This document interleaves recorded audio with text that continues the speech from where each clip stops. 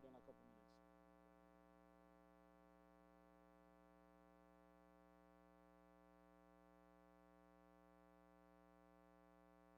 If they cannot. Doesn't work. Okay, let's try something else. It's via YouTube. Yeah.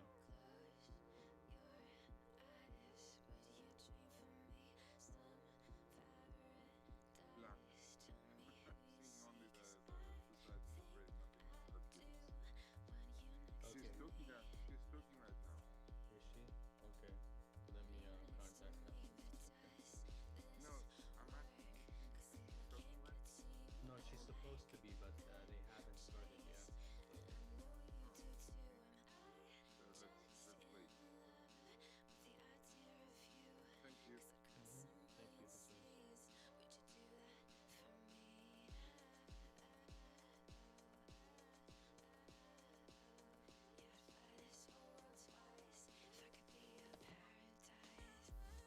Good morning, Dr. Kashim. Good morning, Dr. Sungkur. How are you? Good, how are you? I have two quick questions for you. The first one is that everybody asking me the all the times are based on Los Angeles, PST. Is that right? That's correct. And the next question is that do you happen to have a contact name of the person who can help us if we have some technical issues?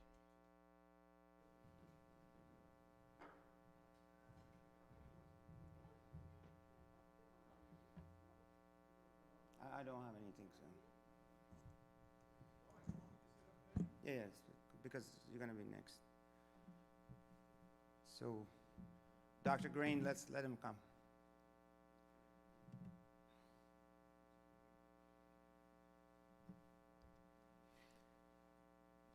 Give us like 2 minutes. We're going to go 1, 2, 3 and go live, right?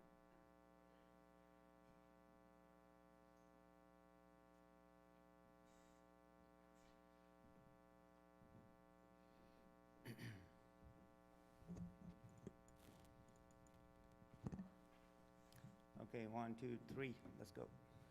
Yep.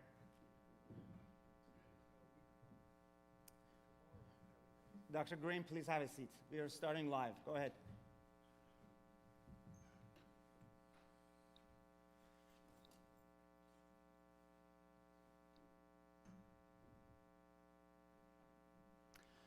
Good morning and welcome to the 19th Annual World Congress for Brain Mapping, and I welcome all of you to here at the LA Convention Center. We are delighted to have remarkable scientists and physicians with us working on a variety of different neurological disorders from brain, spine, and mental health. There are some changes to the program that I will mention. One, unfortunately, due to war in Ukraine, General Milley cannot be with us, but he sends his regards. Also, Senator Padilla will not be with us. So on Friday, we will have 3 of our doctors who are on the front line in Ukraine treating patients and helping refugees, having a teleconference with us. So I highly recommend that you all be with us on Friday at noon.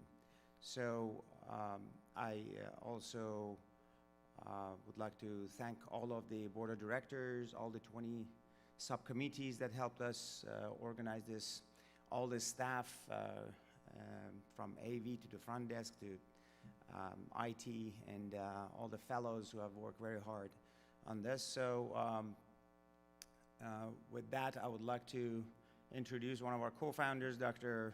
Farzad Massoudi. And Farzad and I, with Dr. Yamamoto, started SBMT with Dr.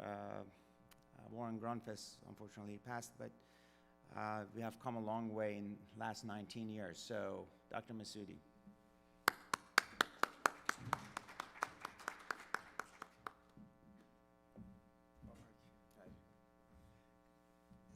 Good morning, everybody. I'm delighted and excited to be here. I'm a practicing neurosurgeon, and life and my practice after helping Dr. Kateb and Dr. Yamamoto establish and found the society took me in a different direction. I have always followed the upward trajectory and the rise of Society for Brain Mapping and Therapeutics with excitement and pride, and I've never been more proud in my life than I am this morning. This society has come a long way, and it is going to go to many other places. It is here to serve humanity in ways that only collaborative minds that partner together, work together for a better common good, for a higher ideal can accomplish. I look forward to the next 4 days. I think it's going to be a wonderful opportunity for yet another series of meeting of minds and thinking of ways we can collaborate and partner going forward. This society has always been about breaking down silos and barriers in thinking and scientific approach to problem solving, and I'm going to be watching this with delight as experts, knowledgeable folks, people who care about humans and humanity get together and figure out ways to advance and further the cause of science for the betterment of humanity. Good morning and welcome.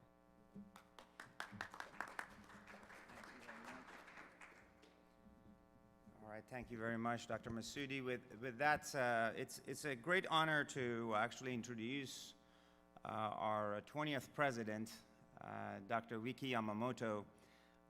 Vicky has been with the organization for 20 years, and she's one of the co-founders, started as a secretary to the board, member of the board, and executive director, and now president, so really work hard to make this organization what it is, and she was one of the first donors to the organization, so actually we are delighted to have her here. So Dr. Yamamoto is also a renowned cancer scientist and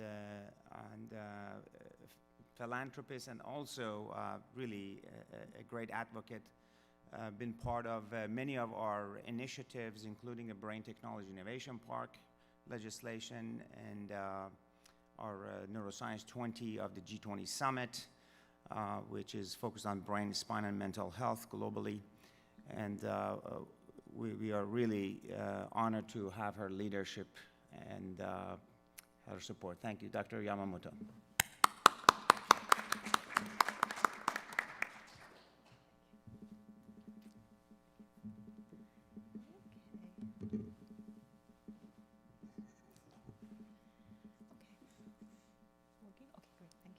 Thank you very much. Well, thank you for all the kind introduction, and welcome to come to the 19th Annual World Congress of the Society for Brain Mapping and Therapeutics.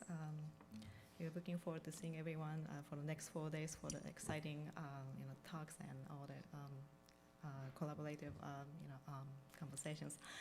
Okay, so today I would like to talk a little bit about current status and future of cancer research and policy.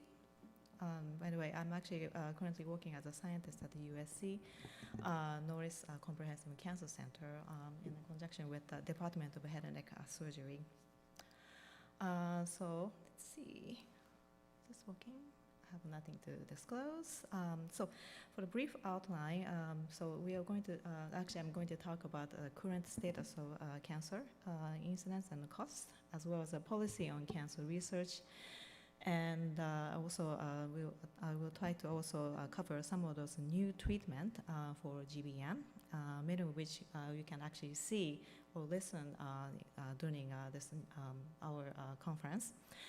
And also, I'd like to also briefly talk about how we approach a lot of issues to tackle on lowering the burden of the cost and fast-track therapy and make all this therapy available for neurological disorders, that's including also cancer as well. So cancer indeed is a worldwide problem, as you can see. WHO estimated that by 2025, worldwide, we may probably have at least up to about 19.3 million new patients. and by 2025, we may probably have at least about 11.4 million deaths in worldwide. And if you take a look at the degree of progress that we made since 1950s, surprisingly, not much, as you can see.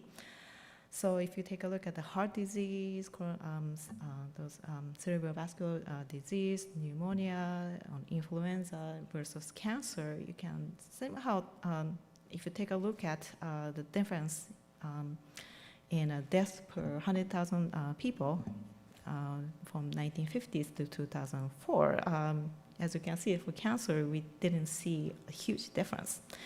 And that is 2004. So if you take a look at the right corner, it's another updated number. So the cancer death at that point, in 2013, it's still around 185 people of death per 100,000 of population. So we have to do something, obviously. Well, that's one reason why the number of cases of death is higher, is that simply because right now, these days, people start to live longer, which is a great thing, of course. But as we live longer and longer, the cancer cases obviously start to increase. So despite some of those treatments have become improved, the number of deaths actually still will continue to increase. So it's going to subset the improvement. And of course, some of those cancer, for instance, breast cancer to prostate cancer to leukemia, we made a huge progress, as you can see, from 5 years survival from those myeloma to leukemia. You can see a huge difference, or big improvement in each decade, so which is a great thing. But unfortunately, many solid tumors still have a very, very poor 5-year survival. And especially if you take a look at the right corner where the lung cancer, liver cancers, for instance, we have a very low 5-year survival, and brain tumor is one of them.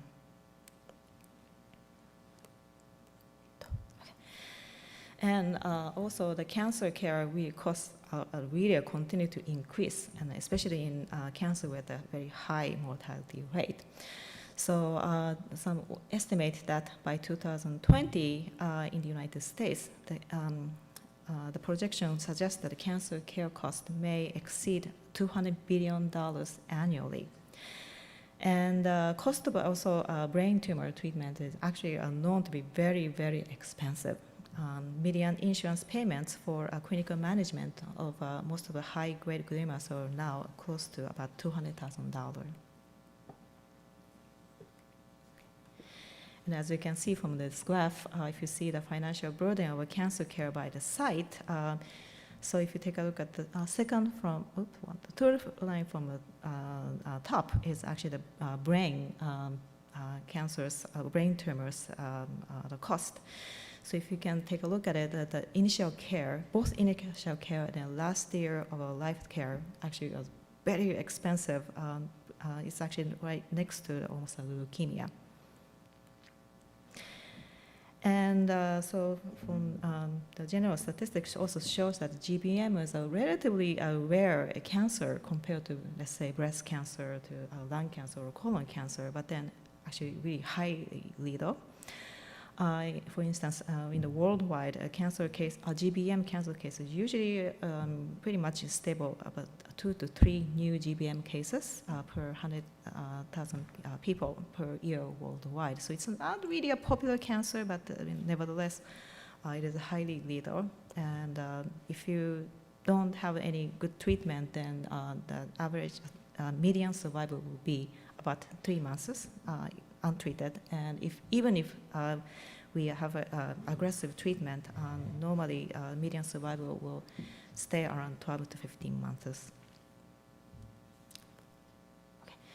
And you may probably know some of those notable people who actually died from GBM for the past 10 years or so. That's including U.S. Senators John McCain, Ted Kennedy, as well as the U.S. Attorney General Beau Biden, who is the current president, elder son. So when it comes to policy, actually, the former President Nixon actually did a a fantastic and important job in making the policy come to reality. So if you think about, let's say, President Nixon, you think about, the Watergate. They're all portrayed as a bad president, but actually he did many good things as well, and one of which is to declare war on cancer back in 1971 and sign the National Cancer Act in 1971. So that allowed us to establish what we call NCI, or National Cancer Institute, and so that allowed us to get a budget for cancer research and to build NCI designated comprehensive cancer center throughout in the United States. So back in 2020, this is a statistic from 2021, but currently in the United States, we have at least 71 NCI designated cancer center, a comprehensive cancer center in 36 different states, as well as in DC.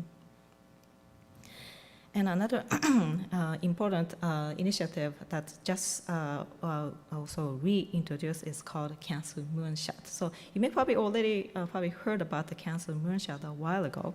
That's when the current president, Joe Biden, was vice president back in 2015. He introduced this Cancer Moonshot. But in the previous administration, this initiative was a little bit slowed down, or almost like did not have any movement. But as the current president became president, he reintroduced this initiative. So in that initiative, he proposed those three goals, three major goals, which is to accelerate the scientific discovery in cancer, as well as to faster and a greater collaboration, and improve the sharing of data. And for the new version of 2022, the current administration also raised this very bold and very bold aim, which is to cut the death rate from cancer by at least 50% over the next 25 years. So a little bit disclaimer, I'm actually currently working mainly on the head and neck cancer. I used to work on the GBM research before, but actually also still keep in touch with my colleagues who are studying on GBM. So I also would like to share some of those exciting new treatment that's happening right now here in the United States and abroad a little bit.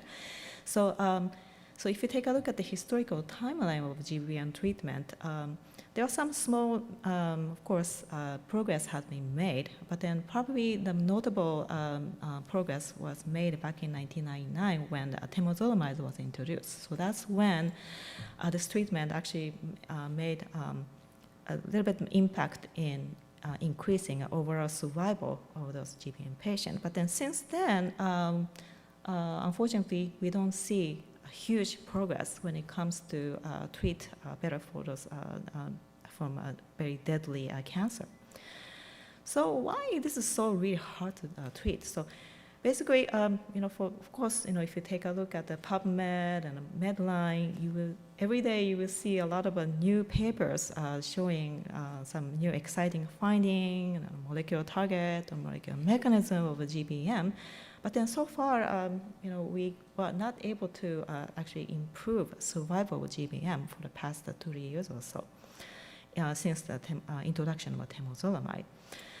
And of course, we also have good immunotherapy, targeting agent for mutations and those cell signaling, aberrant cell signaling. We do have a lot of medication for other type of solid tumors, but then so when it comes to testing in GBM patients, so far it appears that we were not able to extend the survival significantly.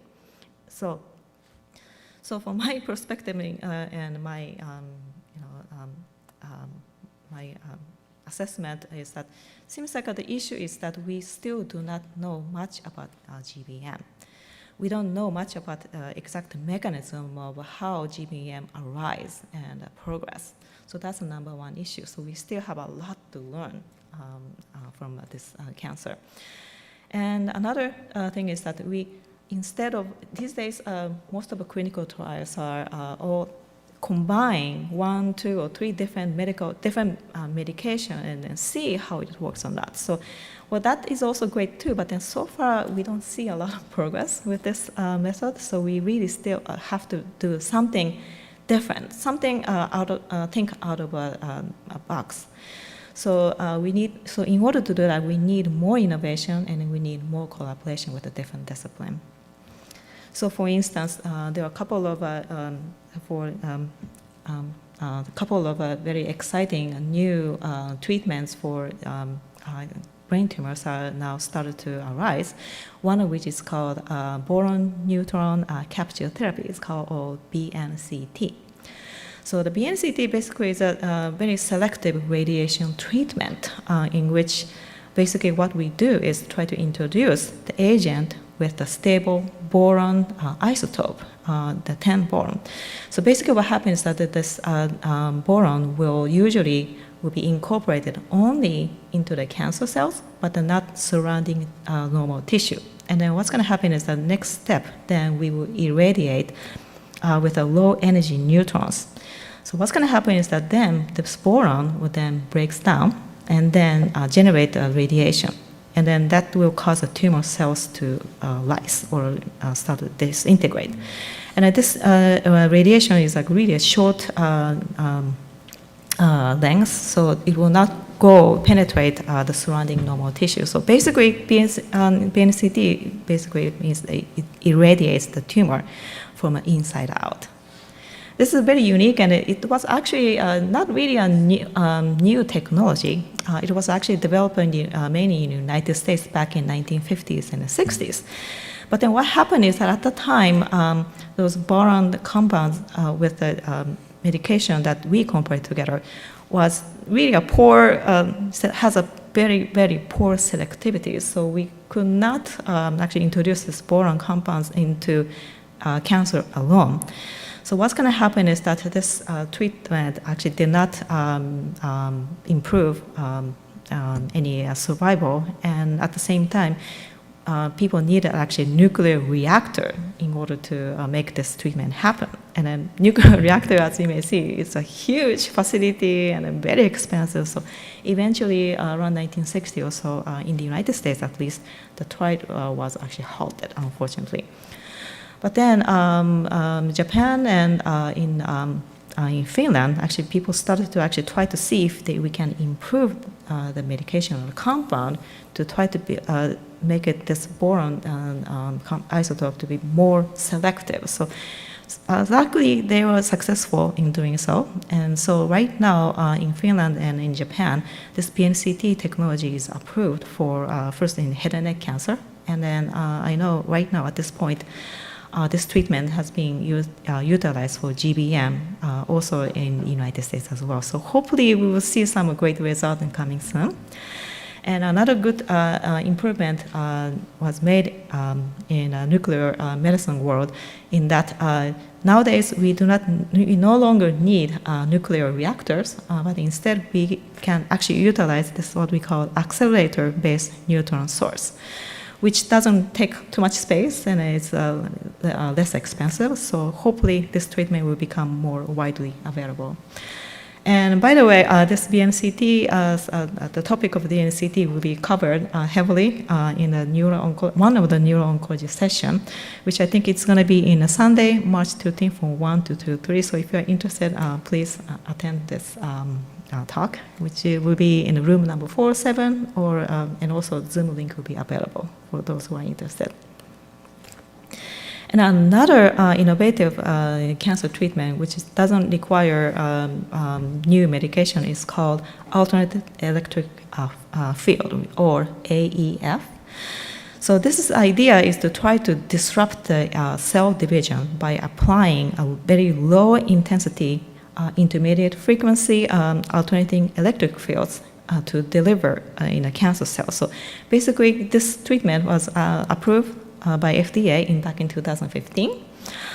And we had a very good, exciting phase 3 clinical trial was actually published recently. And it turns out that if we use this AEF combined with the temozolomide, median overall survival was actually turned out to be 20.9 months compared to only 16 months in a patient with temozolomide treatment alone. So this is really exciting. Normally, even with the chemotherapy, it was difficult to increase the survival in this much. So we think that this treatment will be a very exciting alternative treatment. And again, one of our colleagues, great scientists and physicians, will be actually introduced about this technology in another of our neuro-oncology session. And I think that was on Friday from 10 to 11:30. So if you are interested, please also attend this conference session. And personally, I feel like this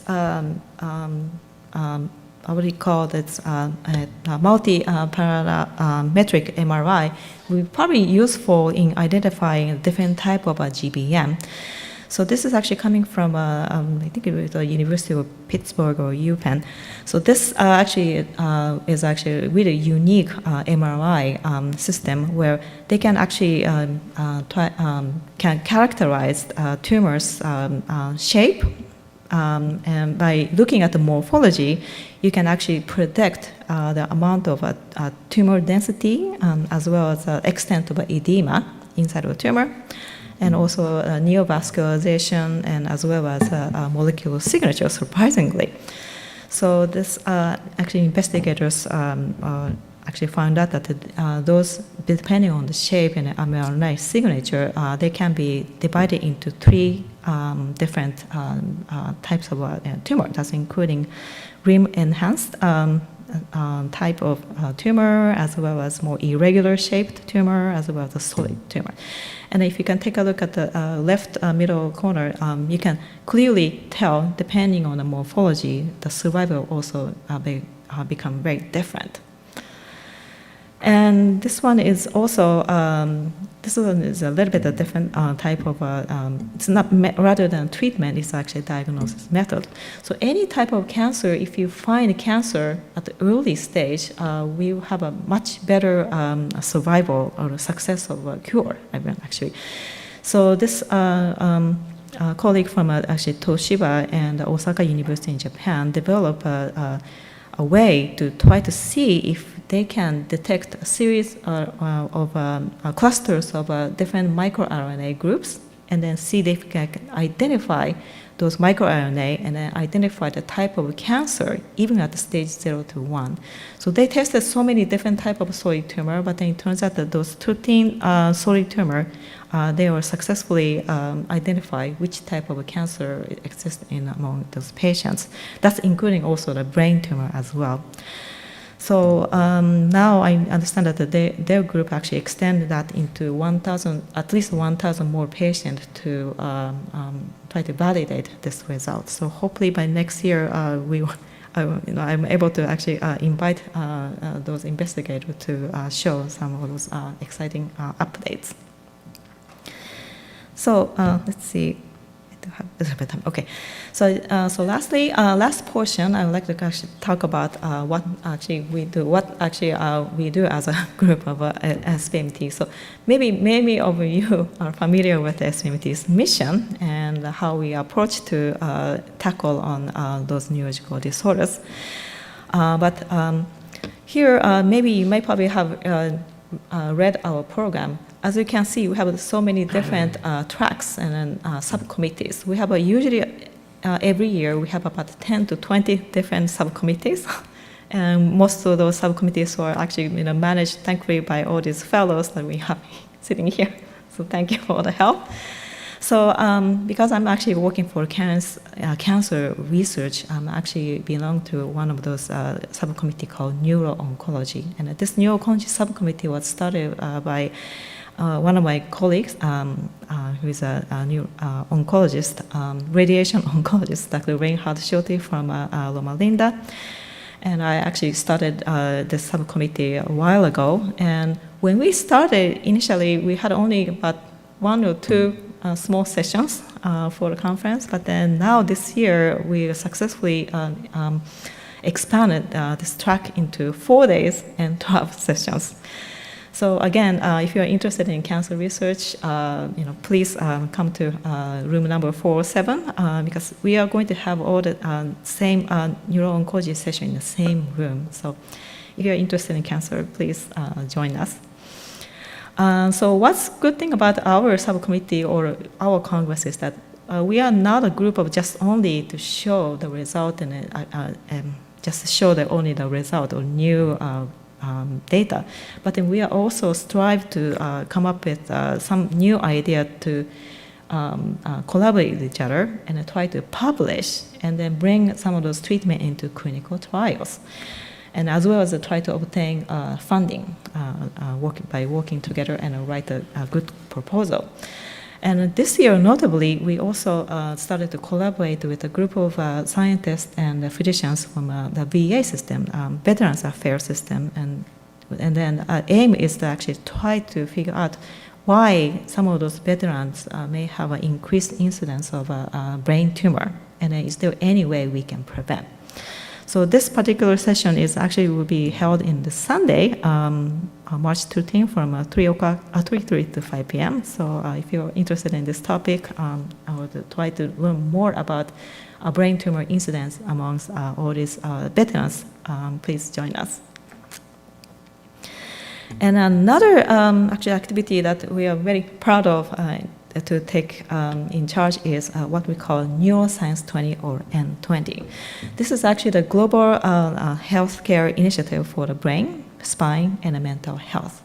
So we actually launched this initiative back in 2014, starting from Australia. As you can see from the flag in the bottom of the screen, we have been doing this for the past 8 years right now, and our primary goal is that we try to formulate or form a global alliance for the brain, spine, and mental health and illness.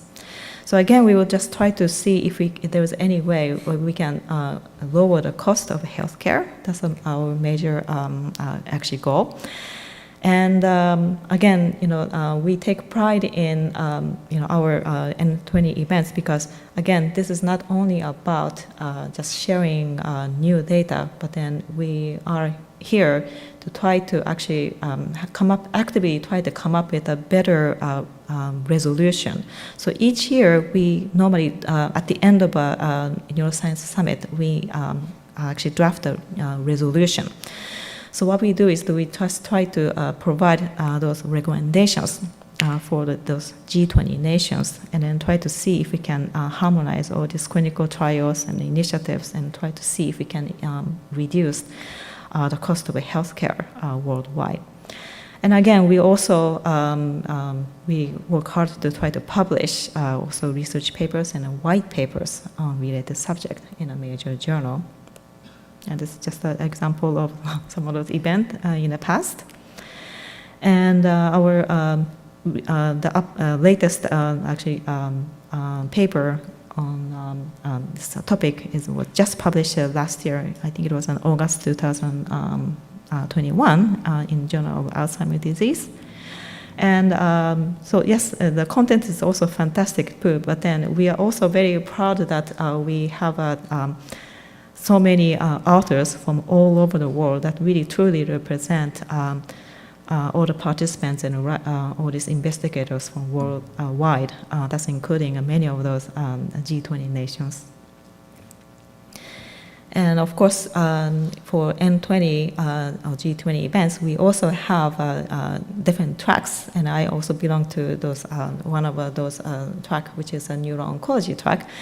So again, as I mentioned before, that in cancer research, the most important thing is to try to reduce the cost because cancer care is very expensive.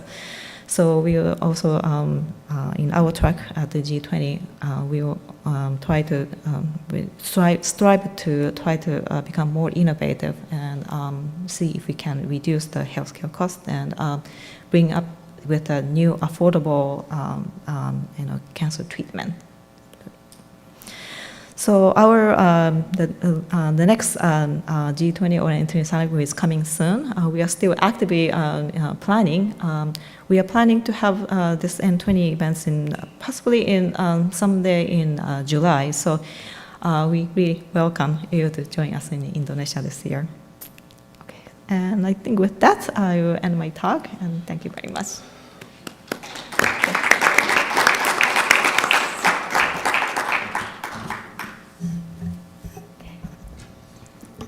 I'd like to say a few words.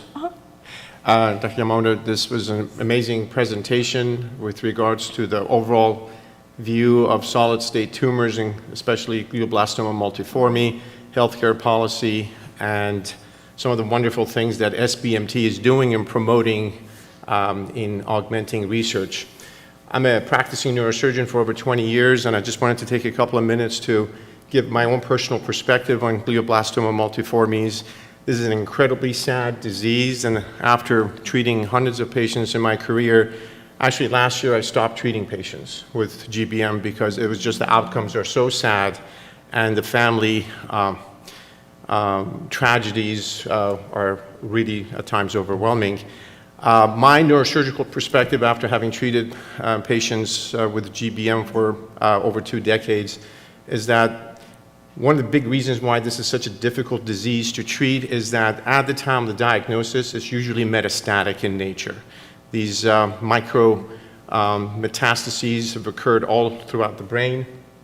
In fact, back in the old days, folks would do even hemispherectomies where they would remove the entire hemisphere where the tumor would reside, and the tumor would show up sometime later on the opposite side.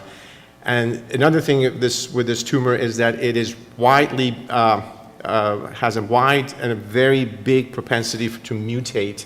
So it becomes very fast and very quickly immune to any sort of chemotherapy or radiation therapy you throw at it. I'm personally very heartened and encouraged by some of the breakthrough technology in science that has occurred as a result of COVID research. This business of Operation Warp Speed, how we have really come in 1 year, the time that it would have taken us 2 decades to arrive at, a real-time sequencing of the genome of a virus or a mutating tumor cell, and being able to really create the messenger RNA that goes along with that sequencing, and coming up with vaccines to really combat the tumor in situ, I think may be really an amazing opportunity in a backdoor way to fast-track the ultimate treatment for GBM and tumors of this nature.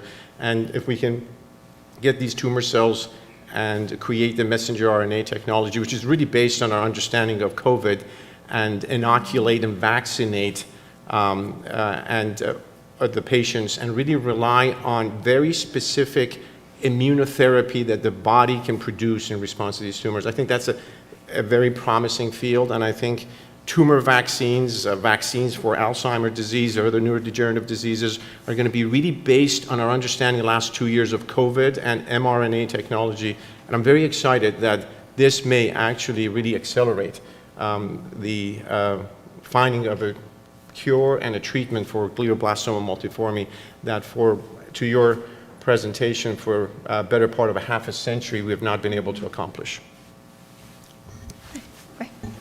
Great, thank you very much for the fantastic perspective and insight from a active neurosurgeon.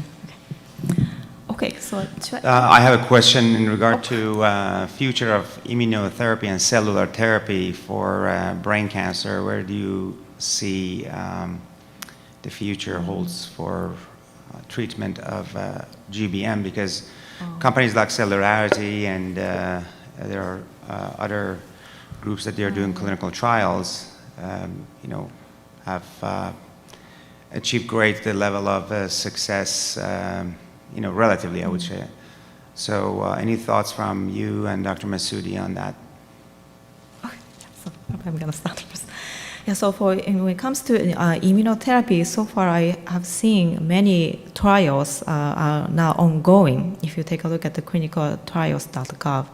But then so far, unfortunately, I don't think I see any big discovery or huge improvement in survival at this point. So of course, we need more data, of course, so maybe it may take another couple more years to actually see the results. So we are looking forward to see some, a better result. But I think some tumor, my specialty is a head and neck cancer, for instance.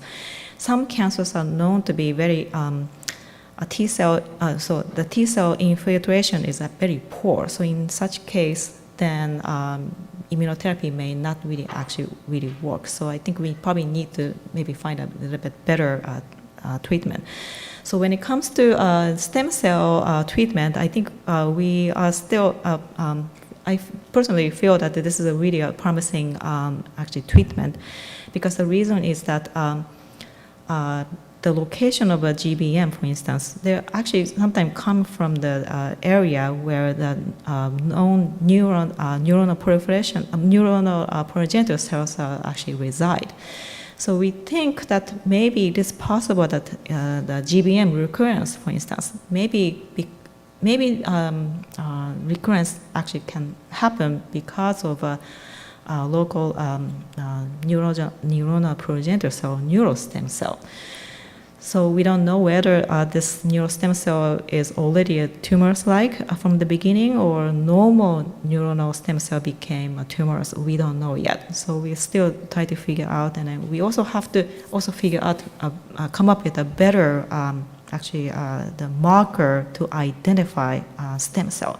So I think we are still tackling on such problems. So once we figure out how to label and identify actual stem cell in the brain, then I think probably we will be able to target and kill the neuronal cancerous or GBM stem cell, and then we probably may be able to eliminate those populations. So this may help us to prevent recurrence as well as metastasis. So, but then we need a lot more updates and more research on this topic. So in terms of targeted therapy, as you know, through the Operation Warp Speed, we used actually nanotechnology as part of the vaccine. So where do you see the role of nanotechnology, nanoneurosurgery would be in the field, Dr. Masudi? Well, I'm not a nanotechnology expert, but when it comes to subcellular or mitochondrial level of cellular intervention for treatment of pathological disorders, and namely glioblastoma multiforme, I think nanotechnology has a great bit of potential. To Dr. Yamamoto's point, I think there's a lot still to be learned about the pathogenesis of glioblastoma multiforme. I personally think that one of the key ways we can combat this disease is to come up with ways for earlier detection at microscopic levels through serum markers, and then take those findings and train our own immune system to attack cells when they have not metastasized and have not grown into these big solid tumors. And then there's something very unique about our DNA, our cellular machinery, and the way we deal with a tumor like glioblastoma multiforme. Many years ago, we all figured out how to treat GBMs in rats and mice, but we have not been able to extrapolate and take that leap from that animal model into humans. So there's something very distinct about it, but delving into the subcellular machinery as evident in nanotechnology and nanoscience, I think is very promising to detect tumors early and to be able to get something very specific about that tumor with which we can train our own immune system to go after it, even in immunological havens such as spaces beyond the blood-brain barrier. Excellent. Dr. Yamamoto, any thoughts on that? Okay. Oh, yeah. So yeah, I'm not really also specialized in nanomedicine, but then I feel that using a nanomolecule for the brain tumor is very essential compared to other organs, because we always have a problem to deliver therapeutics into the brain because of the blood-brain barrier. So nanomedicine or nanoparticles will actually overcome such barriers. So we really would like to utilize such technology. My final question is about use of AI, machine learning, and predictive modeling in the kind of predicting brain cancer and pattern recognition, as well as, let's say, mixed reality for better resection of tumors and so on. So, Dr. Masudi, what do you, or Dr. Yamamoto, what your thoughts are in terms of using emerging technologies to tackle this issue of brain cancer? Well, again, I'm not an expert in machine learning or AI predictive modeling, but from what I understand, there are two types to machine learning. One is non-algorithmic, and one is algorithmic. And in real life, especially when it comes to mutations of tumor cells, we have to really get better at non-algorithmic machine learning and predictive modeling. And that, I think, would allow us to really follow and assess tumor behavior in large populations as well as possibly individuals. I just don't think our machine learning has come a long way when it comes to non-algorithmic predictive modeling, but we may be there in 6 months to a year. And that is a very exciting area in terms of machine predictions. Okay, it's difficult because I'm not really specialized in also AI field. But I feel that I think AI has a lot of potential in when it comes to predict perhaps like how the tumor actually grow, because my understanding is that GBM has a very big unpredictable and infiltrative nature, so they can grow many different area or in directions. So I feel that maybe if there's any way better predict where the cancer grow, where are they heading, I think that will really help clinicians and surgeons to plan the treatment. So I'm really looking forward to see if AI or machine learning can actually actually help us in predict where the cancer actually go or move. Thank you. Do I have to get a microphone or speak loud? You can speak loud. Okay, I'll try to speak loud. Do you think that the recent approval of Aduhelm marks Alzheimer's disease following the same treatment paradigm as cancer? Relatively ineffective drugs, high cost, high side effects. Because they use the cancer accelerated approval. Do you think that sets the pathway for future drugs that work very much like cancer drugs? Yeah, absolutely. Can you, what was the question again? Sorry. What?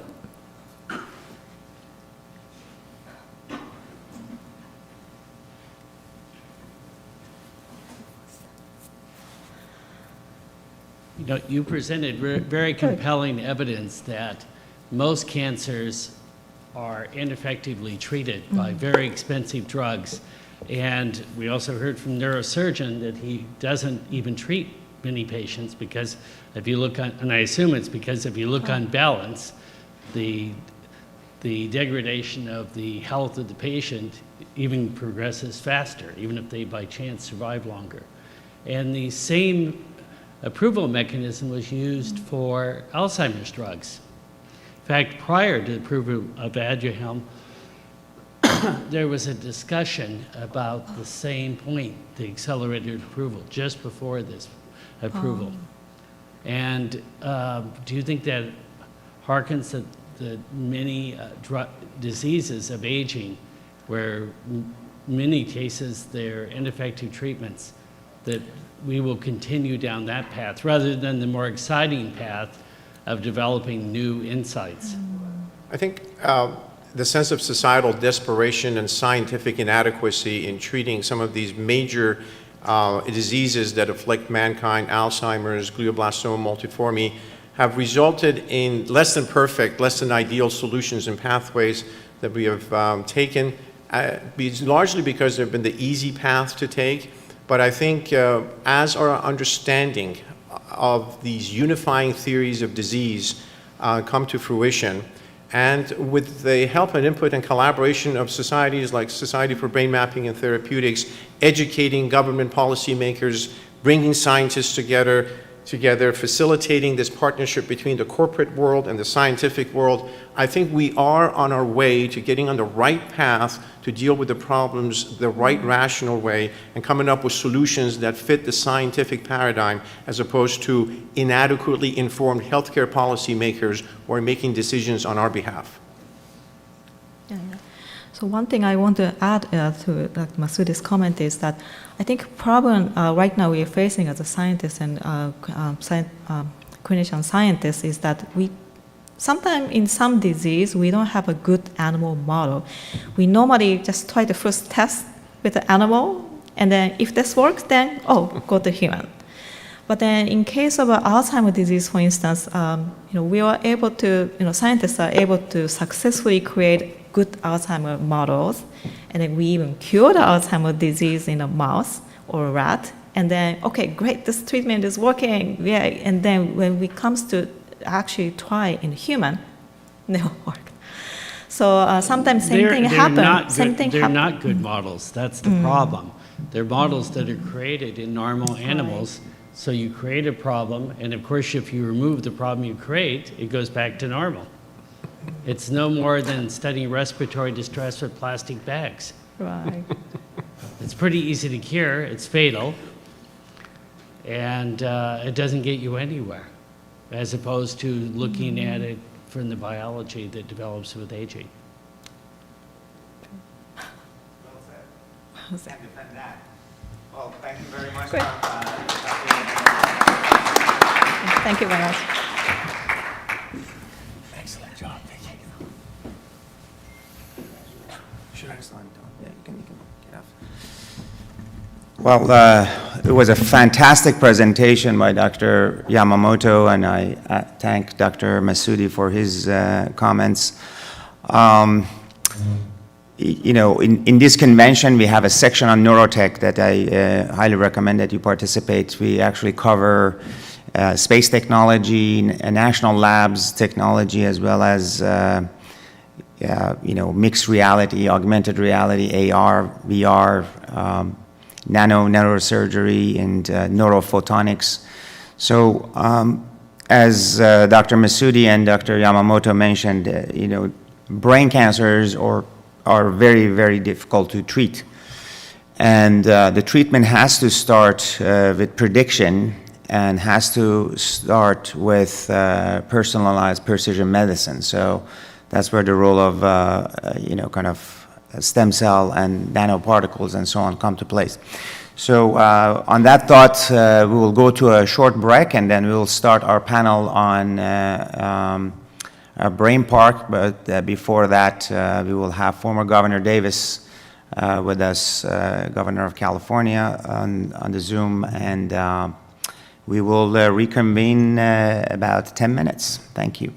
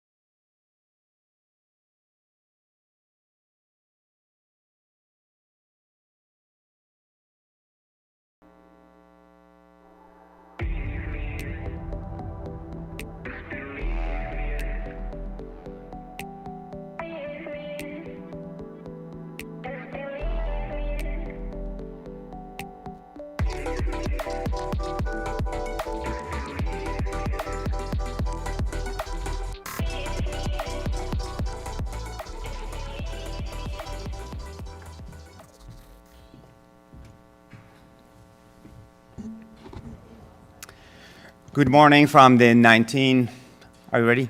Good morning from the 19th Annual World Congress for Society for Brain Mapping and Therapeutics.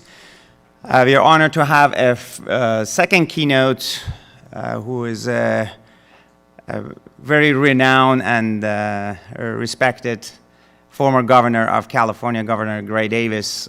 So he will be speaking about overall role of biotech in fast-acting therapeutics in the state of California, but also kind of how formation of biotechnology companies and venture philanthropies can actually help not only fast-track therapeutics and diagnostics, but also help economic development.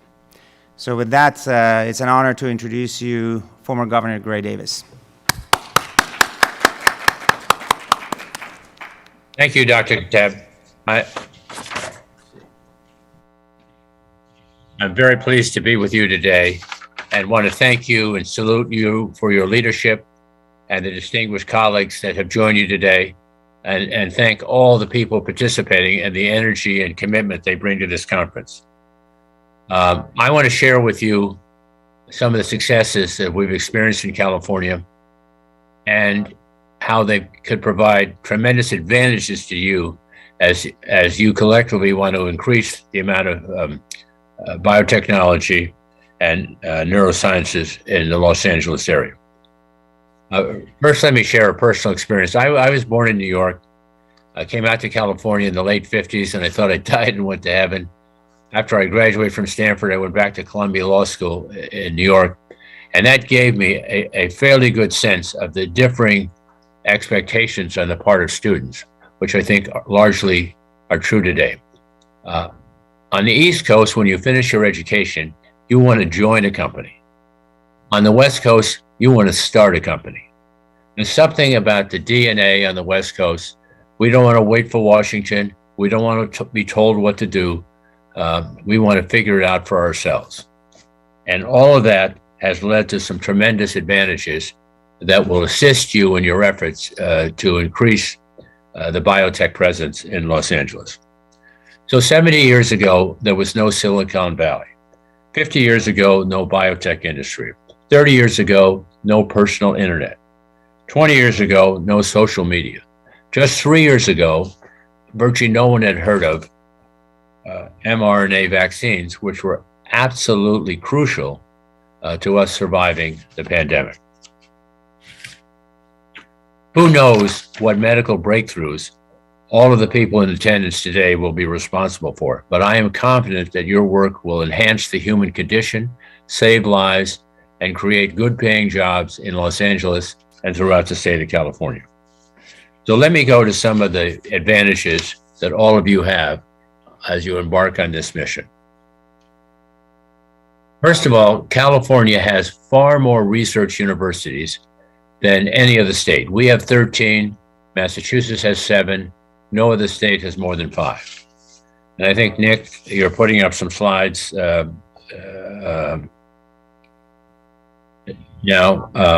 This massive investment in education makes California a patent factory. In 2021, California got 46,000 patents. The next closest state was Texas at 12,000, and you have to combine Texas, New York, Washington, Massachusetts, and Michigan to equal all the patents in California. So what's the point? If you want to invent something, California is the place to do it. We also lead in venture capital spending. California managed about $313 billion in assets in 2020.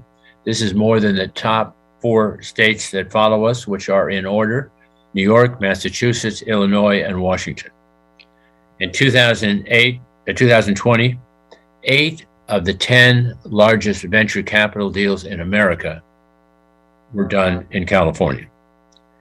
And you need to aggregate all the life science venture capital from Massachusetts, New York, Pennsylvania, Illinois, Washington, Texas, and New York to get just a little under the amount of venture capital life services companies have received in California. And lastly, but very importantly, California has more Nobel Prize winners by far than any other state. In just the 13 research universities, more than 157 Nobel Prizes have been awarded. About 25 minutes from where you're sitting today, an award was given to Caltech's Frances Arnold in 2018 for her work in pioneering the use of directed evolution to engineer enzymes. 2 years later at UC Berkeley, Dr. Jennifer Doudna won the Nobel Prize for her groundbreaking work on CRISPR, which is a tool that's likely to change biomedicine as we know it. And last year, the Nobel Prize went to Dr. David Julius, actually David shared it with Dr. Artem Pataputian of Scripps Research for their discoveries of receptors on temperature and touch. So just to be clear, here are the advantages that all of you have in embellishing and improving upon Los Angeles' presence in the life sciences. More research universities, more venture capital, more patents, and more Nobel laureates. So when I became governor in January 1999, Google had just incorporated. There was no iPhone. There was no social media. So I sensed that this new industry would be really important to California. And I was determined to do a number of things to enhance its possibilities. First, we created 4 institutes of science innovation, nanosystems at UCLA, telecommunication at San Diego, research in the public interest at Berkeley, and life sciences QB3 in Mission Bay, which is in Northern California. Mission Bay, which is pictured here, that building on your right, this is the side entrance, is the entrance, and the taller building is all part of mission of QB3, which physically attaches to the Genentech building next to us, which is really cool because on the 6th floor of our building, you can open a door and you're on the 6th floor of Genentech's building. That's true with all the floors, and Genentech has a great atrium and entranceway, and they let us have ceremonies and celebrations on their main floor. Beyond these 4 institutes, all of which got $100 million to create their institutes, $400 million, money, that was $2,000, money doubles every 10 years. Let me just tell you also a brief story about opening Qualcomm, which was the first institute we opened. So Irwin Jacobs, the CEO of Qualcomm, had been a professor of MIT. He invited the president of MIT to come to speak to an innovation conference the next day in California. But the president said to me, "Governor, I'm here to see what you're doing. If I like what you do, we're going to copy you." And 10 years later, they did. So what these institutes are groundbreaking. They're known around the world. People from Saudi Arabia, from Tokyo, from London, they all come hoping they have the innovation gene. If they find out they don't, many of them invest in our institutes, which are part of partnerships between industry, the state, and federal government. But coming back to other things that we tried to do to enhance the possibilities of biotech, we increased the research and development credit to 12%. We created a Mine Institute at UC Davis, actually expanded it, which was tremendous for people dealing with neurodevelopment disabilities. And very importantly, I signed in 2002 the first bill permitting, fully permitting embryonic stem cell research in America. Why is that important? Because at that time, the Bush administration was totally opposed to that kind of research. And it was very hard to generate major research initiatives without federal support. But because my legislation also authorized a $3 billion bond issue, which passed in 2004, talent and ideas and people came from other states to perform work in this valuable area in California.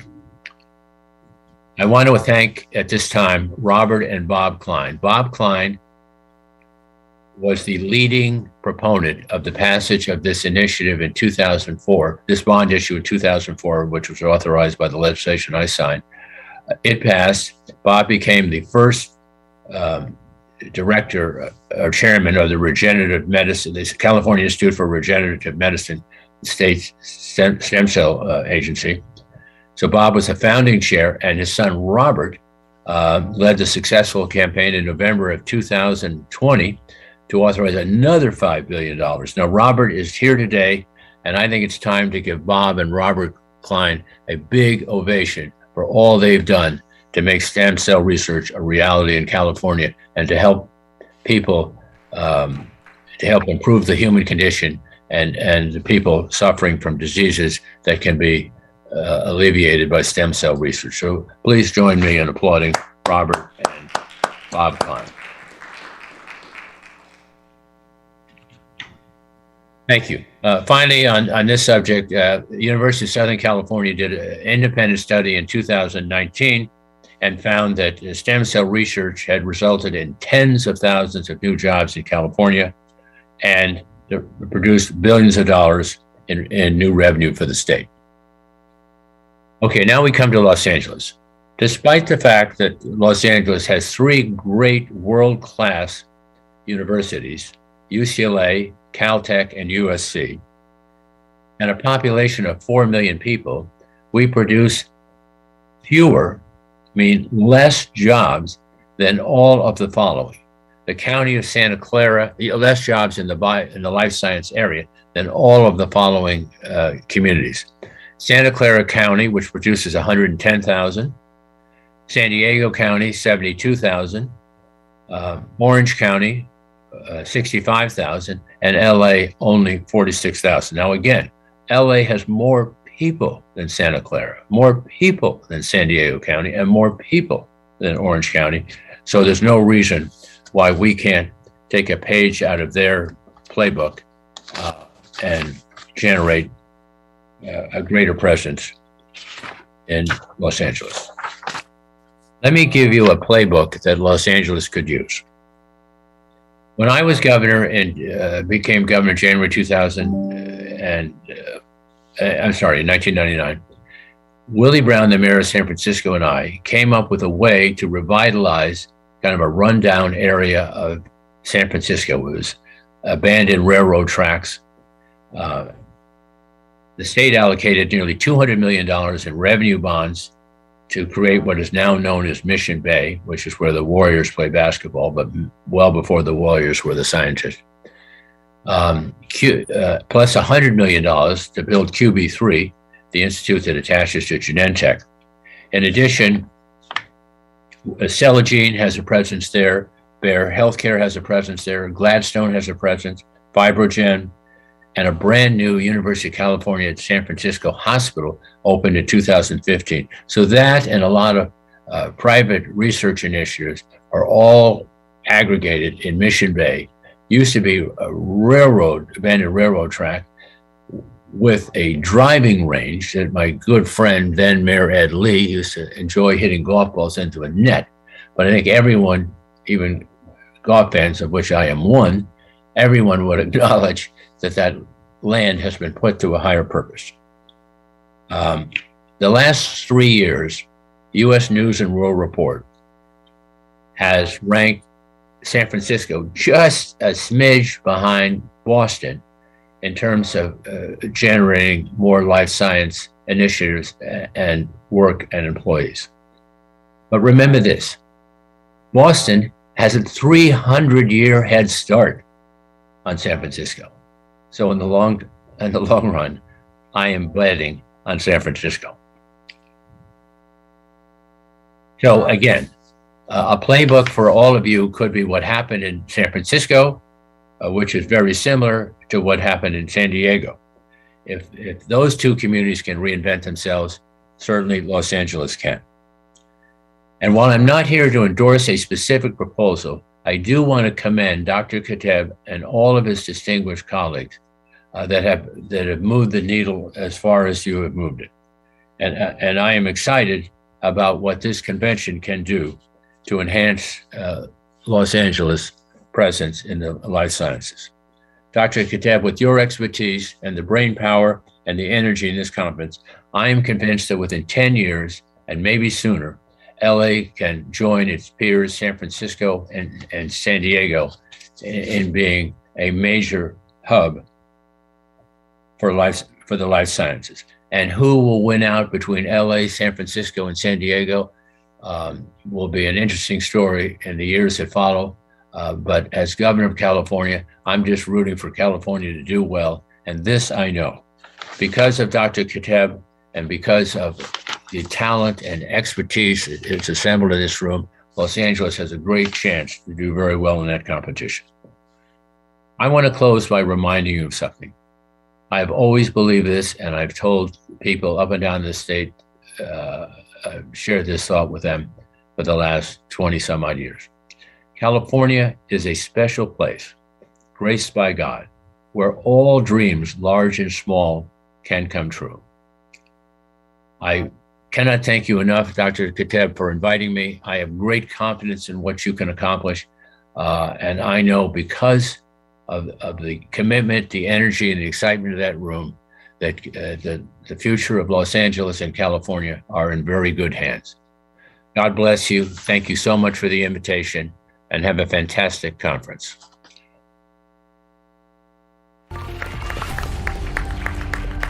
Thank you very much, Governor Davis. We what have a an fantastic initiative presentation. called Brain Technology Innovation And Park. And one last thing, Dr. Sure. Kateb, I want to pass the gavel. I want to pass the gavel to you. Thank you, sir. I'll take it. Thank you. What an amazing series of accomplishments that you have had and continue to have with your institutes. We definitely look forward to collaborate with you. I think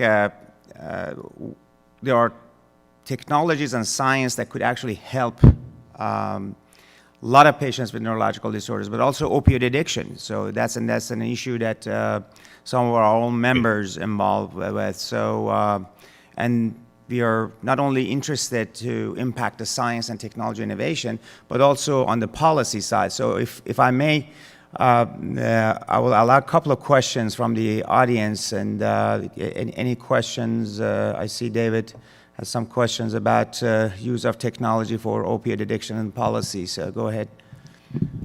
Yes, I had a question. You know, I have actual personal issues going with this. My daughter's having some issues with drug addiction, and I find that it seems like the laws have changed a lot and actually make it harder to help her. It seems like when we speak with the police or law enforcement, a lot of the laws have changed to where things like methamphetamines and fentanyl and things like that, they tell me are just a misdemeanor in Orange County where I live.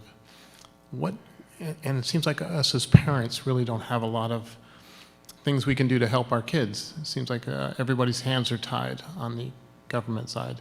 I wondered if you had any ideas or ways that we can maybe change things so that us parents can have better ability to help our children. Well, I just want to say this. I personally share your concerns.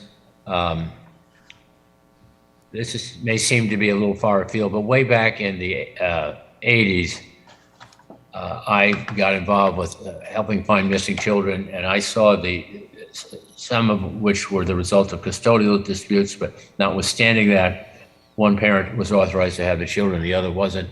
Sometimes it was strangers, but I just learned the anger and the hurt that the aggrieved parent felt. So I empathize totally with where you're coming from. And obviously, when we're trying to solve people's problems, we have to be very cognizant of parental responsibilities and the important role they play. I was, as governor, I expanded charter schools because I understood the importance of involving parents in these decisions. Parents are a child's first teacher, and not including them in decisions as to what the school experience is going to be like is a huge mistake. Sometimes the state gets too bureaucratic, sometimes the federal government gets too bureaucratic, but all I can say is I'm happy to work with you and advocate for the positions that you're articulating, because when it's your child, your daughter, your son, you want the best that medicine can provide, and we ought to work within the laws and help improve the laws to enhance that possibility and not diminish it. Thank you. Thank you. Thank you, Governor. So great answer. So we actually look forward to working with you on neuroscience policies that can actually impact lives of patients across the board. And of course, opioid addiction would be one of them. So, we thank you so much for being part of this great convention and looking forward working with you. We are going to join our panel discussion. And Honorable Governor, you're more than welcome to be with us and kind of see what we are discussing in terms of the brain technology policy and the effort that we are doing in Los Angeles. So I want to thank you very much, and thank you so much for a fantastic presentation.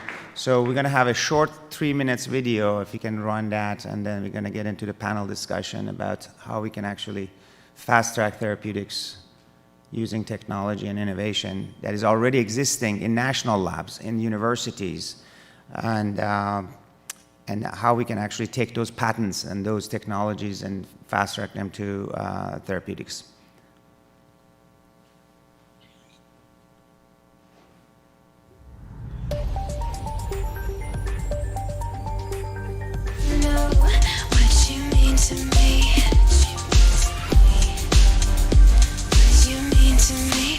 We have an initiative called Brain Technology Innovation Park. We are going to construct an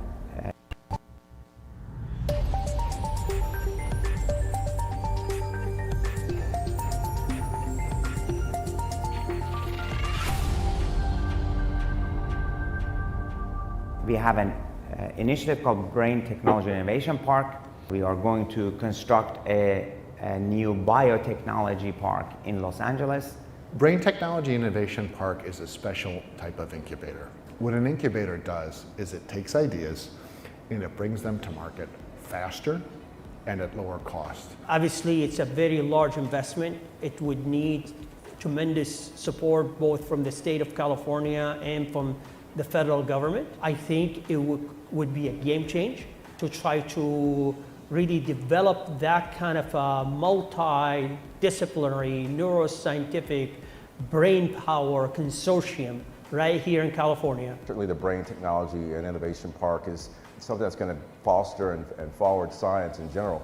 It's really several $1 billion dedicated to neuroscience. That's going to be inclusive of putting money towards things like Alzheimer's, multiple sclerosis, Parkinson's disease, and also stem cell research. Those are well-needed things in the complexity of what we're trying to fight, particularly in those neurodegenerative diseases. So what I like to see is to see more successful story of translating all this discovery into actual clinical setting, and then try to use this method or discovery into actual practice. Why neurotech? Because neurotechnology is an emerging field, like AI. Years ago, you would hear about augmented reality and virtual reality. That was a great story about new advancement in science. Now you're hearing about AI, machine learning, and supercomputing. But the next generation of technology will be neurotech. Your car will be working based on your thoughts. The technologies that we'll be having is going to be basically work off of your neuronal signaling. Neurotechnology is a great field that's going to be revolutionizing our living.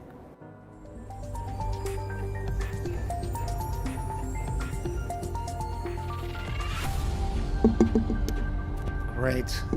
Great. We have a great panel on this, and I'm not sure if Governor is still with us, but some of our panelists are going to be virtual with us, including our colleague from the HUD and Deputy Assistant Secretary Keegan. I don't know if she is already on the Zoom. You could share that Zoom. All right, I will introduce the panel here. It's a great honor to have Dr. Deepak Chopra with us.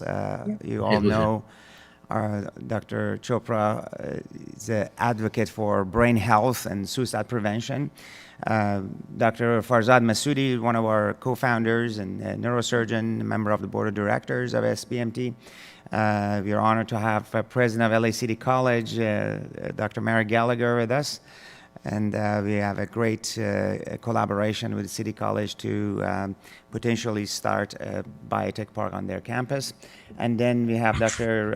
Yamamoto, who's our 20th president and one of the co-founders. And I've kept the best for the last one. So Bob Klein is with us on the Zoom. We have Honorable Governor Davis, but also we have Undersecretary for Housing and Urban Development, Honorable Keegan, and we're supposed to have actually Dr. Thomas, who was on our board, and Dr. Roger Verney, also on our board. Dr. Thomas is a past NASA scientist, former NASA scientist, and also we have with us Dr. Wes Ashford from the VA Palo Alto, and Dr. Mike Roy from Uniformed Services University Department of Defense. So without further ado, I wanted to actually just announce that we are going to move forward with this Brain Technology Innovation Park. And we have representatives from Honorable Hilda Solis's office on the call as well. So just basically an open discussion about the impact of the neurotechnology and innovation on neurological disorders. As the governor mentioned, these type of activities can not only revitalize the economy, but also impact suicide prevention, opioid addictions, and so on. So on that note, Dr. Chopra, grace us with your comments about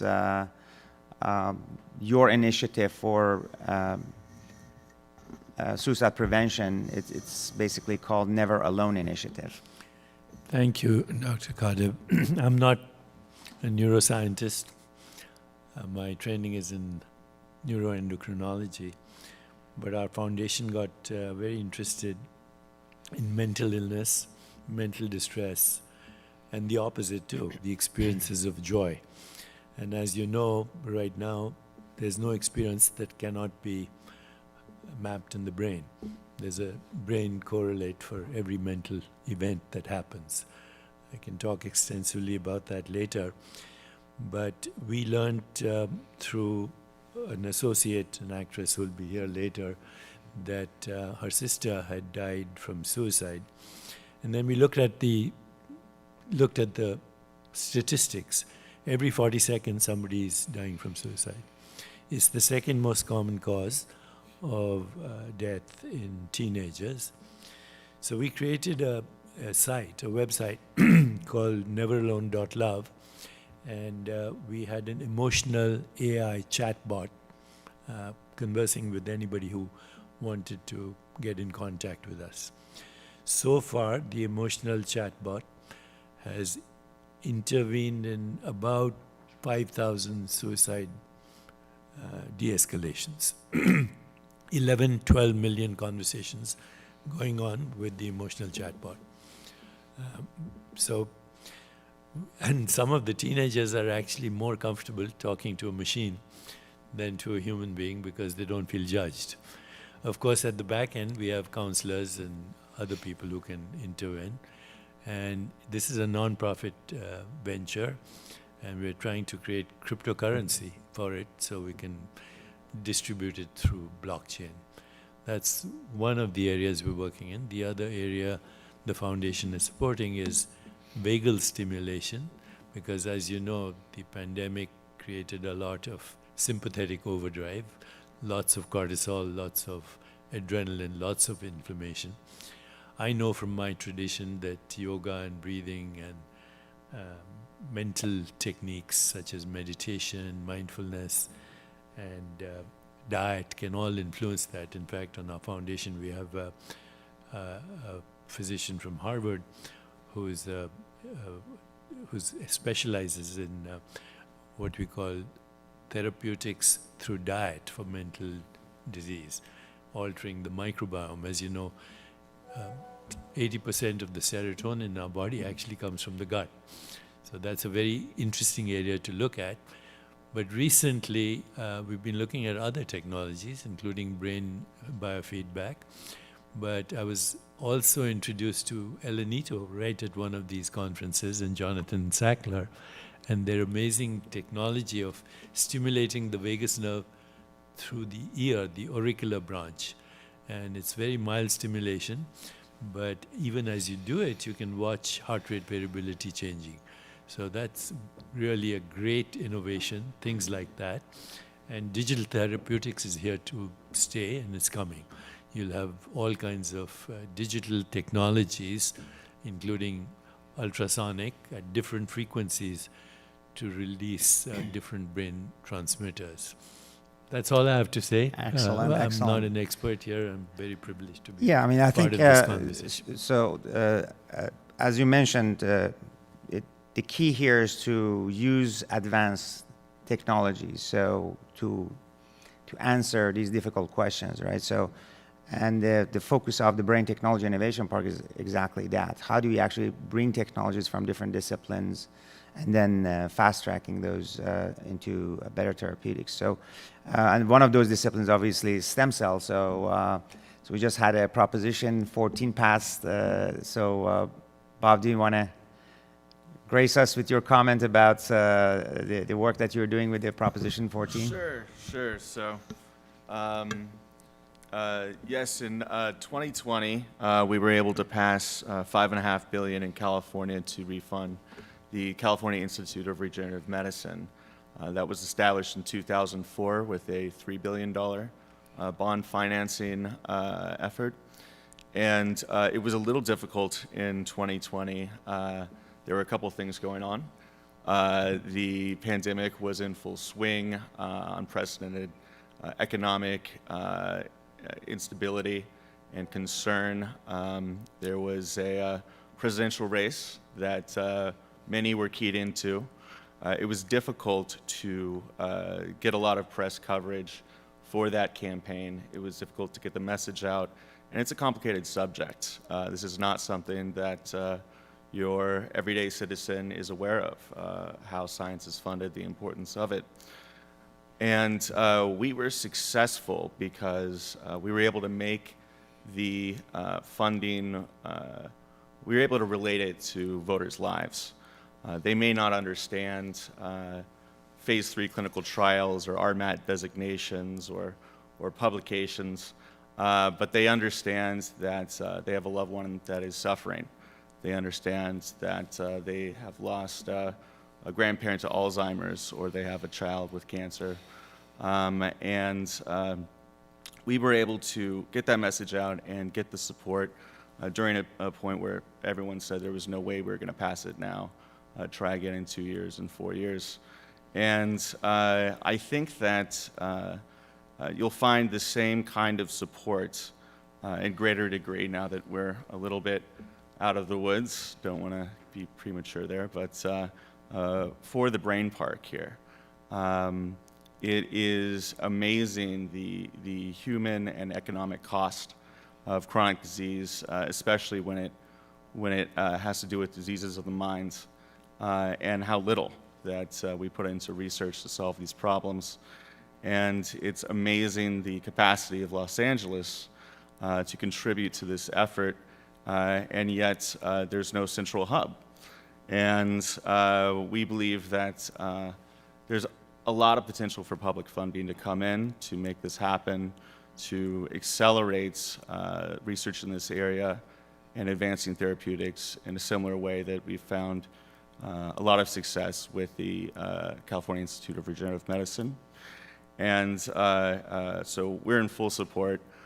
We want to help in every way we can. We look forward to what we see as an inevitability, but hopefully one that comes sooner than later, and very excited for the future of this project. So thank you, Doctor. Pleasure, pleasure. Thank you very much for your amazing work, and we were honored to be part of the Proposition 14, endorse it, and advocate for it. Thousands of our members voted for it, so it's great. So we also have the Honorable Undersecretary Robin Kagan on the call. Robin, are you with us? I'm here. Thank you very much So we don't for have having me. Sound on Zoom out. Can you hear me? Can you unmute yourself? Okay. Can you hear me now? I am unmuted. Right, so while we are testing the sound, I'll introduce Dr. Mary Gallagher, president of LA City College. 26 years ago, I learned English there. So when I came as a we can hear you, Robin. human rights I'll have to activist talk to and political Dr. refugee Katib to to the see. United States. So I Okay, thanks. I really learned a lot at LA City College. Now I have 2 textbooks in brain surgery. How about that? So Dr. Gallagher, please let us know what's your vision and thought is for the future of colleges, and how the initiatives like this could actually help certificate programs and so on. Go ahead. Thank you. Thank you, Dr. Katib. Dr. Katib and I met about 3 years ago, and from the moment that we met, we started talking about what we could do collaboratively to change the situation in central Los Angeles. And so we talked about the possibility of doing some educational programs. Just to tell you a little bit about central Los Angeles, it's a designated promise zone. Promise zones were designated under the Obama administration, and they were for areas across the country that needed stimulus in order to really survive. So it's not even to thrive, it's to survive. And so the area that we are talking about doing the brain park is a city block that is across the street from the main campus at LA City College, and it would give an opportunity to an area that really needs the economic and social mobility that something like a brain park can do. Imagine that the people who live in the community are, many of them are immigrants. Many of them are very, very poor and underserved, multiple families living in the same area. If you can just imagine tens of thousands of people and what something like this can do for tens of thousands of people. On the other side of the brain park concept is a concept of reimagining how we can deliver education in a quality way, but in a flexible way, so that a single parent who is working full-time has a desire to go back to college and advance themselves and the position of their family. But our traditional method of education is so restrictive that there's not the flexibility there to do that. So my team and I are working on completely reimagining that. We're starting with the healthcare area, partnering with, we've got 3 large medical areas, Kaiser, Hollywood Presbyterian, Children's Hospital, that are blocks away from us. So we're bringing students, industry, education together to solve this problem. And working in collaboration with the Brain Park, the opportunity for jobs is phenomenal. So I'm happy to be at the table and in this conversation. Thank you, Dr. Katib. Pleasure. Thank you very much. I think Dr. Chopra has to leave for a press. Okay, so it's an honor to have you, Dr. Chopra, here. I don't know if we have the Honorable Robin Keegan on the call. Are we? Can we try again? Yes. Can you hear me? Perfect. This time Okay, works. wonderful. All right. Great. Well, thank you.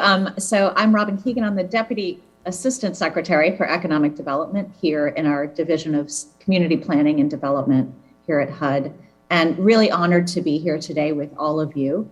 I know firsthand really the power of the work that you're doing and the value that you do both for the health and welfare of people around the world, but really also for the economic impact of investments such as these. In a previous life as a state official in Louisiana, following Hurricanes Katrina and Rita, we invested significant amount of funding in university research commercialization as an economic engine to recatalyze our economy. You know, they have a great model in National Lab that actually fast-track therapeutics. Annually, they get together and meet. So I don't know if our technical team can get the Zoom back on and have Dr. Verney on the call. So, but while we are doing that, I'm going to introduce Dr. Farzad Massoudi here. So Dr. Massoudi is, again, one of our co-founders and a neurosurgeon, and wanted to get his thoughts about kind of a state of affairs in neurotech and how this could actually help his patients. Well, Babak, thank you so much. Again, I'm honored and delighted to be here listening to our Governor Davis speak. I was reminded what a thoughtful and insightful man he is, notwithstanding individual politics. He's always been right on everything he just mentioned, and we're lucky to be here. And I want to give a shout out to Deepak for his amazing work in the area of mind and mindfulness, and his more recent pursuit of mental illness and suicide prevention. Mohammed, you've done a great job of securing this amazing funding for stem cell research. When I was a resident at UCLA last century, I did some research in stem cell, nigrostriatal pathways and dopaminergic replenishment. And frankly, I'm disheartened by the fact that over the last 40 years, we have come so little in the area of stem cell technology. It's been an absolute failure. And I think this is an opportunity for us to really work on that. And to Deepak's point, our ability to deal with mental illness and suicide prevention and psychiatric disorders has really not measured up to what society expects of us and demands of us. I think this is really the moment of triples. We are here at the right time, doing the right thing for the right reasons, and this Brain Park theme, this massive incubator of new ideas, is here to enhance science, to serve humanity, and be of economic advantage to the disadvantaged in this promise zone. So I think we have the right confluence of historical events, scientific pursuit, and enthusiasm amongst us. And I am just so excited to be part of this. We know, Dr. Katib knows, that this is a heavy lift from an administrative standpoint, from really getting things done and really getting things accomplished. But I think SBMT and the culture that Dr. Katib and Dr. Yamamoto have created in this society, in this gathering, is going to drive the strategy, which is going to drive the tactics and logistics to make this happen. And we're all going to be in it together, and it's going to be an exciting decade to come. Thank you. Thank you very much. So back to our colleague in Lawrence Livermore National Lab, Dr. Verney. Your experience in Lawrence Livermore National Lab in terms of fast-tracking therapeutics, and also with us we have Dr. Thomas Williams, from former NASA scientist. You know, very quickly, if you could in the next couple of minutes, grace us with your comments and your thoughts about this Brain Technology Innovation Park initiative. Yeah, this is Roger Warney from Northern Florida. I'd like to congratulate Dr. Kateb and all of the colleagues in the Society of Brain Mapping Therapeutics on their efforts to bring multidisciplinary science to the problem of understanding and treating brain disorders. And I think that's something which is extremely very important. It's been said that the brain is, the study of the brain is data-rich and theory. And I think that understanding the brain and how it works in fantastic ways is something that does need good theory in order to progress. Now, the value of the Brain Park in Central Los Angeles really is as a magnet facility. In order to draw a challenge to solve a particular problem, you've got to have good facilities. That is something that really bright people want to come to a place that has got the capability, staffing, equipment to be able to do really good work. Issue associated with commercialization of technology has to do with the fact that if a technology is going to be deployed on a large scale, it must be done through the private sector. So having an integration of research capability with the commercial sector is something which is essential to success. Getting technology up into the world so that it can happen. Congratulations. Great, thank you very much. Dr. Thomas Williams, your thoughts on the commercialization of space technology into medicine. You worked at NASA many years, and at the Johnson Space Center, we were collaborating with you. So your thoughts on that is appreciated. Great, thank you, Dr. Kateb. And again, congratulations on bringing this vision so far forward. And it's an amazing opportunity to really take brain technologies and integrate it with a lot of the science that we know NASA and other federal agencies bring to bear on the complex set of problems they're trying to solve.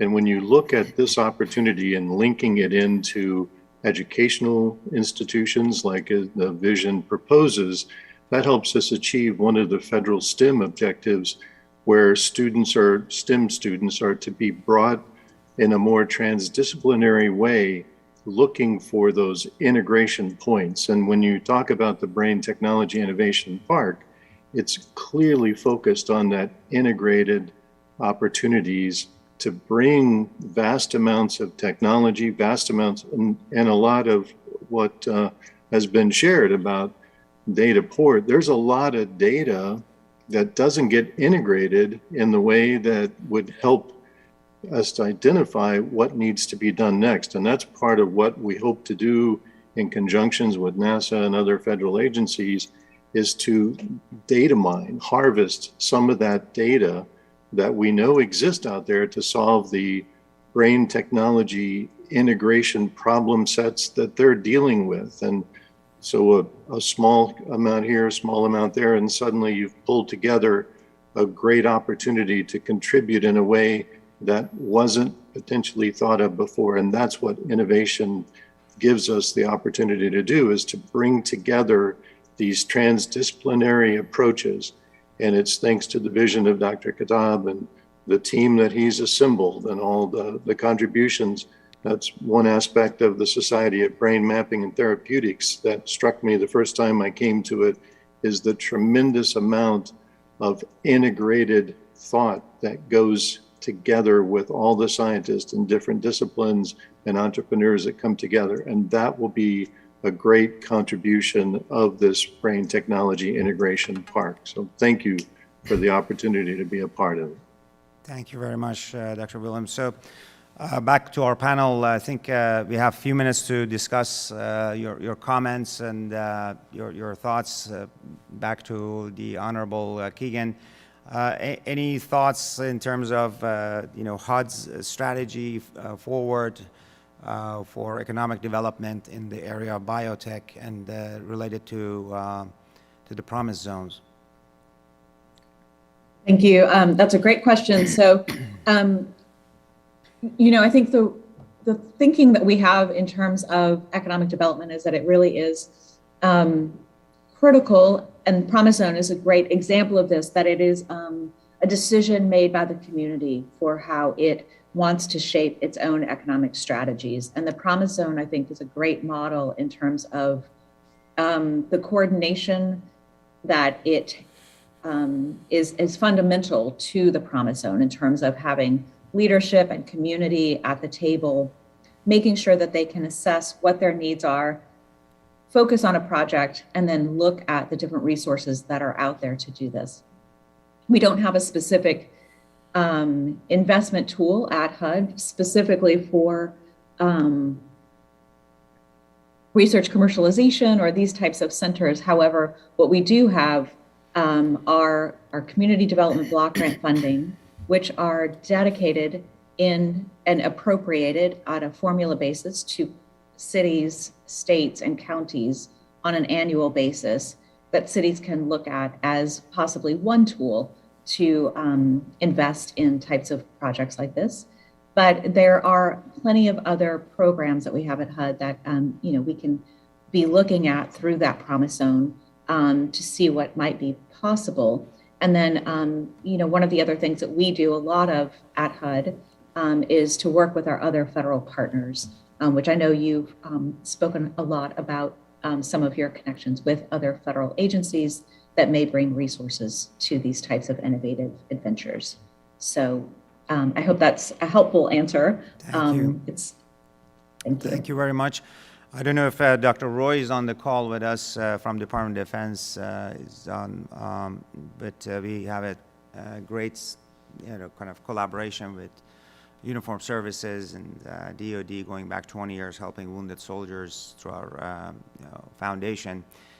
So that's another angle to this, to veterans and wounded and ill. So I see Dr. Wes Ashford is on the call. You know, we've got a few minutes. Wes, if you can grace us with your comment about how this type of initiative can actually help veterans, that would be great.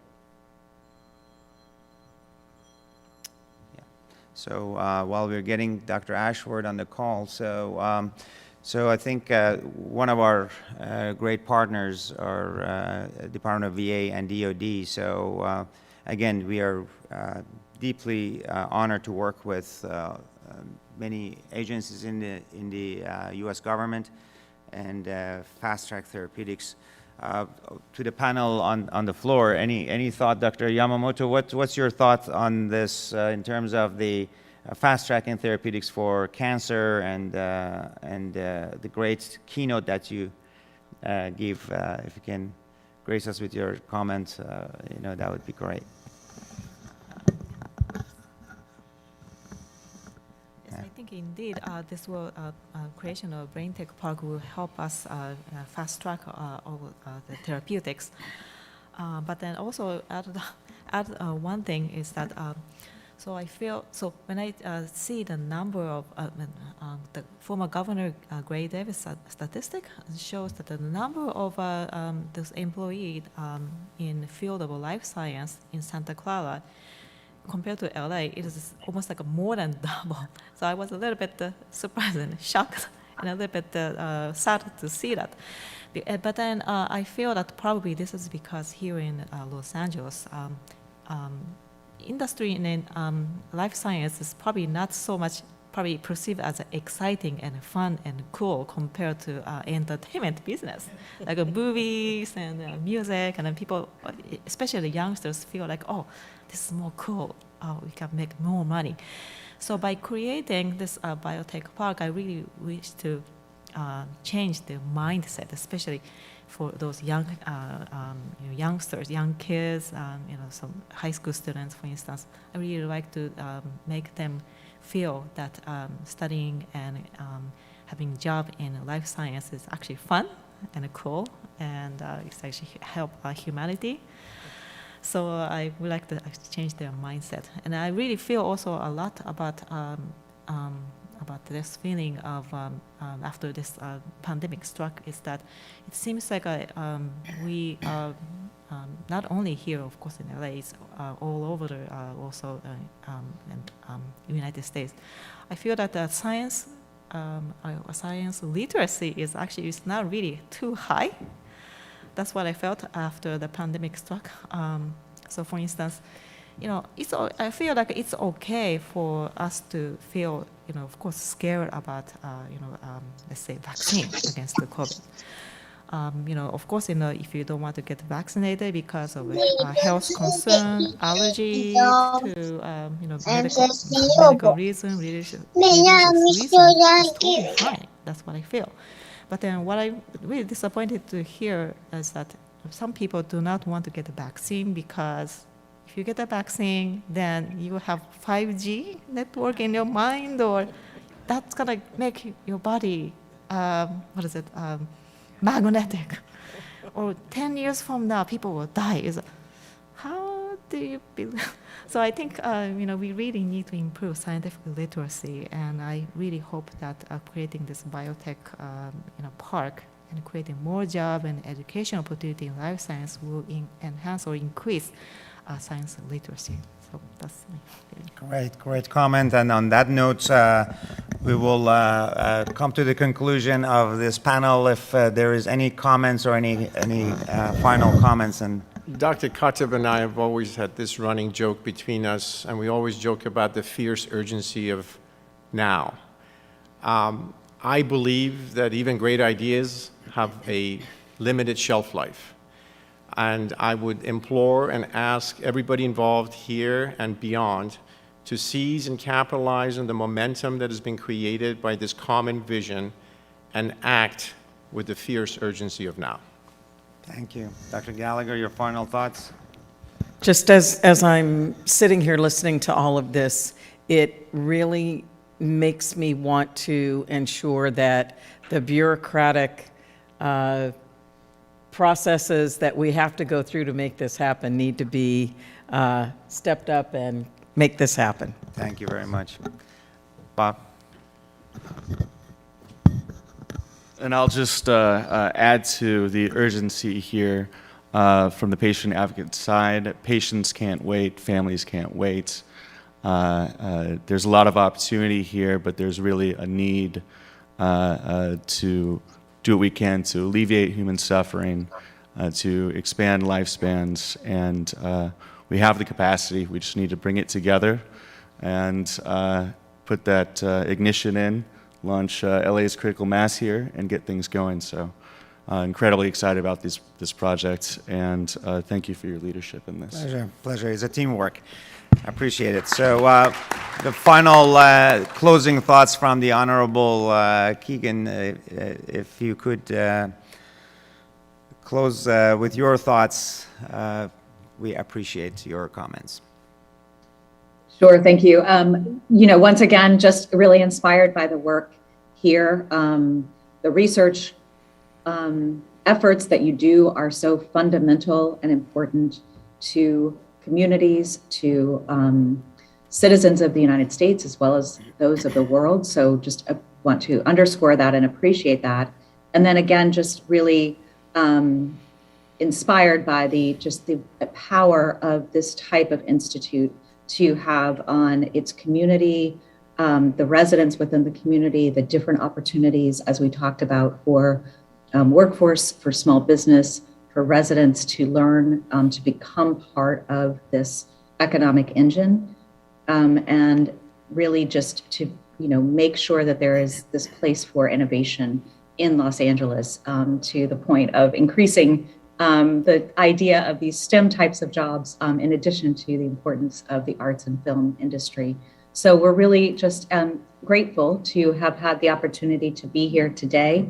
We are, again, in full support of our Promise Zone efforts that have led and helped to be the glue to this effort, and look forward to future conversations. So thank you again, and congratulations. Thank you very much. Just to announce that we actually have federal and state legislation in place, actually in partnership with our great partners, and we have been talking to the state and the federal legislators, and this has been a work in progress in the last 11 years, I would say, but it's coming really together very nicely, and there are limited spots available for a tour later today, so we're gonna maybe visit one of the sites, but if you want to join us, you can reach out to me. On that thoughts, thank you so much, and thank you very much from the panel to join us, and we'll go to a break and the scientific sessions. Thank you very much.